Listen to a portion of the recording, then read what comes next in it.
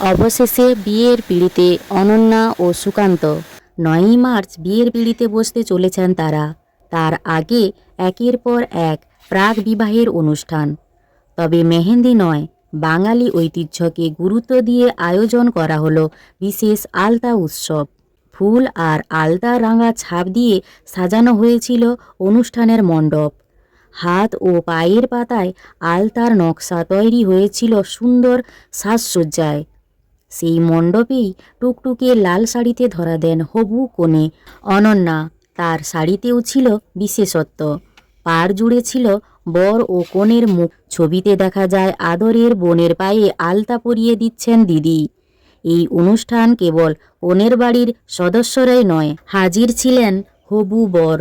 প্রসঙ্গত খুব অল্প বয়সেই সুকান্তর প্রেমে পড়েছিল অনন্যা। দীর্ঘদিন ধরে সেই সম্পর্কের পর 2025 সালের 25শে ফেব্রুয়ারি আংটি বদল করেন তারা।